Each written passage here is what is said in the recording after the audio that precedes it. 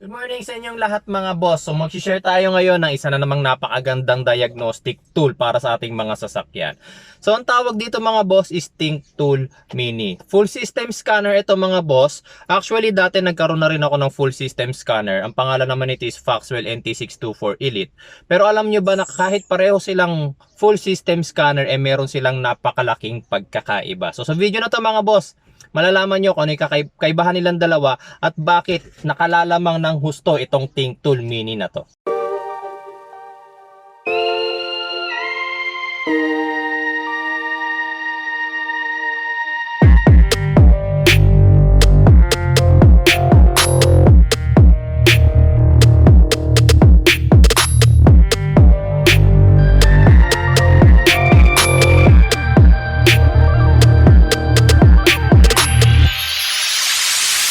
Unahin na natin mga boss yung kanilang presyo. So itong Foxwell NT624 Elite na to, binili ko to noon sa halagang 10,000 pesos. Tapos parang maikonekta siya sa ating mga sasakyan gumagamit ng cable. Ayan, so kukonekta nyo rito. Tapos yung other end naman is kukonekta natin sa ating OBD port. Kaiba naman, itong sa ating si THINKTOOL MINI, ang presyo nito is 20,000 pesos. Yes, times 2 ng presyo nung Foxwell ko kanina. So siguro sasabihin ng karamihan sa inyo, bakit ko pa bibilin yung halagang 20,000 na scan tool meron naman palang tig 10,000 na scan tool. Okay, so ginawa ko ng paraan para pareho silang mag-turn on. Itong ating THINKTOOL MINI is nakakonekta sa ating OBD port. Ito naman is kinonekta ko muna sa aking cellphone charger para makita nyo yung kanilang interface pareho.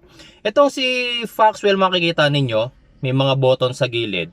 Kasi itong si Foxwell mga boss, kahit malaki yung kanyang screen, button operated. Hindi yan touchscreen. Kaya kahit anong pindot nyo dyan, hindi yan mag-i-effect. Makokontrol nyo yan gamit itong cursor, tapos yung kanyang mga control keys dito.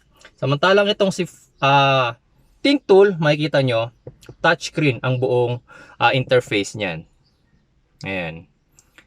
Lahat ng gusto nyo kontrolin dito is by using your hand. Kasi itong ating THINKTOOL MINI mga boss is Android ito. Para itong mga cellphone natin. Pero, syempre cellphone natin, iba yung functionality nun. Ito, exclusively ginagamit lang to para sa pag-diagnose ng ating sasakyan. Ito ngayon mga boss yung pinakamalaking pagkakaiba nilang dalawa. To make it simple, si Foxwell NT624 Elite ginagamit lang natin to scan and to clear error codes.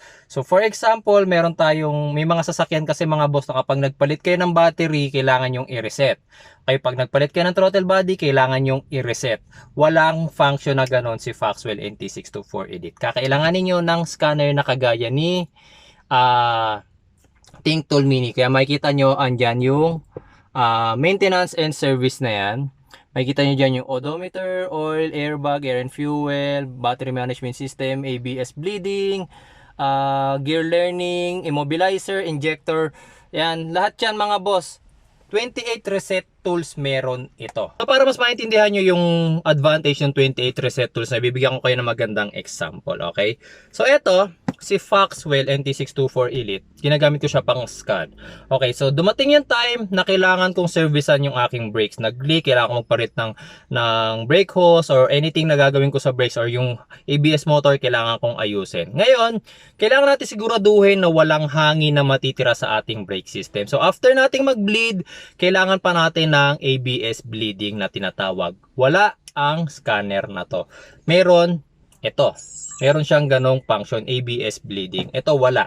Ngayon, para magawa ko yung braking maintenance na yon, kinailangan ko pa ng isa pang scanner ulit. Ito naman yung scanner na exclusively ginagamit para pang bleed ng ating ABS motor. Okay, so magkano ang halaga nito? Nabili ko to noon sa halagang 6,000 pesos pa. 6,000 pesos pa, okay? So magkahiwalay, 10 plus 6, 16,000 pesos. So 4,000 pesos na lang, meron na akong THINKTOOL MINI. Ang disadvantage lang, syempre mga boss, ABS lang to. ABS and SRS lang to. Pero ito, all system function na siya. 28 reset tools na siya, diba? So, sa halagang 4,000 pesos na lang na difference, malaki na. Malaki na yung maitutulong sa akin ng ThinkTool Mini na ito. Actually, kahapon hindi ko lang na-i-video. May kaibigan kasi kung biglang pumunta, Ford Ranger yung kanyang kotse. Ang una kong sinaksak sa kanya is itong aking Foxwell NT624 Elite. Actually, hindi niya binasa. Okay. Nasubukan ko to noon sa Chevrolet. Gumana, American brand din yung Chevrolet, American brand din naman si Ford. Pero ang pinagtataka ko, si Chevrolet binasa nito, pero si Ford Ranger kahapon din niya binasa. Ang ginawa ko, since hindi na gumana to sa kanya, ito yung ginamit ko. Kagandahan mga boss, na-detect niya kaagad si Ford, tapos may kailangan lang i-reset, nagpa-reset lang siya. Nagamit ko yung reset tool nito, and then okay na yung kanyang kotse mga boss. Okay, so yun pa lang, advantage na yung marami siyang covered na sasakyan compared dito. Tapos mga boss, syempre itong scan tool na to is nagamit ko pa lang siya sa Honda and then sa Ford. Makikita nyo, kung gusto nyo pang i-upgrade, for example Toyota or iba pang car brands ang meron kayo, makikita nyo rito sa upgrade, pindutin nyo lang yan. Tapos makikita nyo pa dyan yung iba pang mga software na pwede nyo ma-download. Nandyan yung eto, kasama na kasi dito yung mga reset tool, kaya makikita nyo may AFS reset dyan. Ayan, makikita nyo na ibang car brand, Aston Martin, Audi, bike, BMW and Rolls-Royce, BYD, Changan. Ay, makikita nyo dyan yung iba't iba pang mga car brands. So, downloadable yan mga boss, and good thing mga boss, hindi nyo kailangan bilhin yung software nito. Makikita nyo dyan sa picture, lifetime po ang upgrade and 28 reset tools nito, lifetime free po. Ang kailangan nyo lang bilhin dito kasi nagagamit ito mga boss sa active test na tinatawag. Kaya makikita nyo sa picture yung active test, tapos yung ECU reflash. Okay, so yun naman, syempre mga gumagawa nun is yung mga kasa na. Kung mga DIYers kayo, hindi ko may advice na gamitin nyo yan kasi syempre una-una hindi nyo alam kung paano yan gawin. Yung ECU reflash kasi mga boss, kinocode na natin or binabago na natin yung settings ng ating mga ECU. Okay, so hindi nyo yung pwedeng gawin. Pag yun din naman, kung marunong din man kayong gawin yun, kailangan nyo bilhin yun yearly. Yun na lang, yung ECU reflash na yun, tsaka yung active test. $49 lang naman siya yearly. So, nasa magkano lang siya? Almost 2.5 lang. Kagandahan pa dito mga boss sa ThinkTool Mini na to, pwede natin siya kabitan ng iba't iba bang THINKCAR modules and accessories. So, dito sa likod, nabubuksan yan. Makikita nyo to. Diyan natin kinukonek yung mga iba't ibang THINKCAR accessories na yan. So, dito, pagdating naman sa module, ayan, ayan yung mga pwede nyo ikabit. Printer, work light, thermal imager, video scope, battery tester, oscilloscope, TPMS. Yung mga yon, syempre sold separately yon. Ang mabibili nyo, pag binili nyo to sa halagang 20,000 pesos mga boss, yung scanner, yung dongle, tapos nakalagay siya sa hardbox na kagaya nito. So ngayon, papakita ko na lang sa inyo yung very easy na diagnostic tools na ginagawa niya. Once na connected na yung dongle dun sa ating OBD port, pindutin nyo lang yung diagnose, and then yung kanyang, pag nakapag-scan na kayo before, hindi nyo na kailangan gamitin lagi yung auto search. Yung auto search na yan, ginagawa niya, dinedetect niya kung ano yung vehicle identification number ng inyong sasakyan.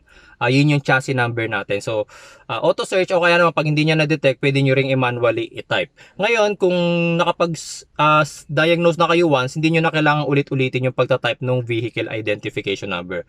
Tulad dito, nandito na yung Honda, pipindutin nyo na lang yan. Tapos, ko-connect na siya sa ating dongle. Ayan. Maririn nyo, tumunog yung dongle natin kanina. Ayan. Wait lang. Tapos, 16-pin DLC yung ating socket. Tapos, general tayo. Ayan. Tapos, magko-connect lang siya sandali sa ating ECU.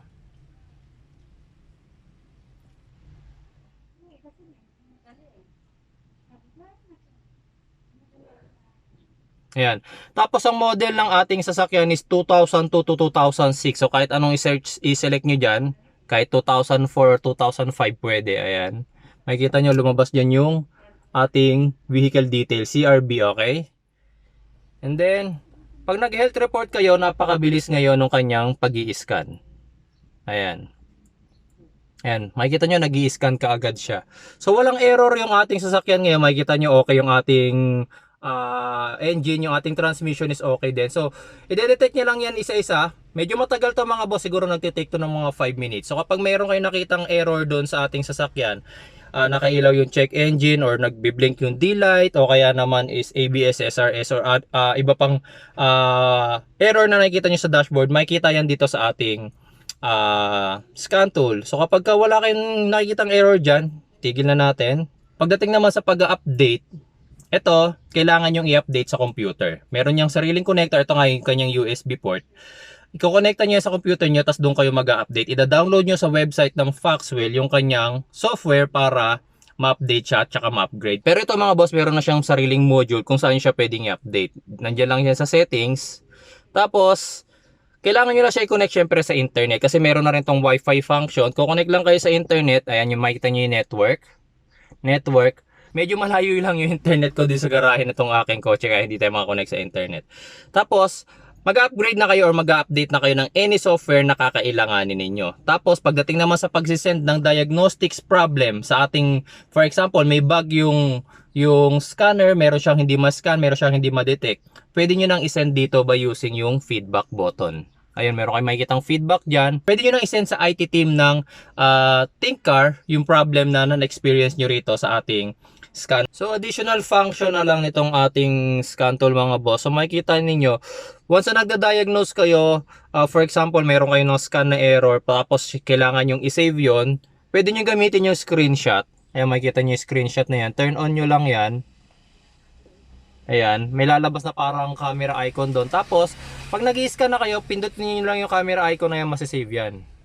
Ayan, sinisave na niya yung kanyang screen mismo. Tapos kung gusto nyo naman mga boss na yung buong diagnostic yung i-save niya, yung pag-i-scan niya, meron niyan tinatawag na screen floating window. Ayan o. Pindutin nyo lang yung on. Tapos makikita nyo parang may play button. So pag pinlay nyo yan, lahat ng makikita dito sa ating screen, yan, sisimula na niyang i-record yan. Yan, makikita nyo nagbibilang na siya. Nagsisimula na siyang i-record. Tapos kapag nag-diagnose kayo, lahat ng makikita rito may scan dito is makikita rin doon sa video. Ayan. Tapos para makita ninyo kung nasaan yung mga ni-record niya, ayan makikita nyo. Ayan yung kanya ni-record. Pag gusto nyo i-play, ayan yung mismong nakita doon sa screen natin nung time na nagre-record siya. So maganda yung ginagamit siya kapag nagda-diagnose kayo ng iba't ibang sasakyan. So sa mga nagustuhan at natuwa dito sa ating THINKTOOL MINI na to, yung product link niya mga boss nasa video description na lang po tsaka sa pin comments mga boss. Pag may sasakyan ka, mag-invest ka para sa mga diagnostics tools na gaya nito. Para syempre, una matuto ka na mag-diagnose ng iyong sasakyan and also makakatipid ka rin mga boss. Magkano magpa-scan, magkano magpa-reset. Kung meron ka nito, matitipid mo na yon. Okay? Maraming salamat sa inyong panonood mga boss at kita-kita tayo sa susunod nating videos.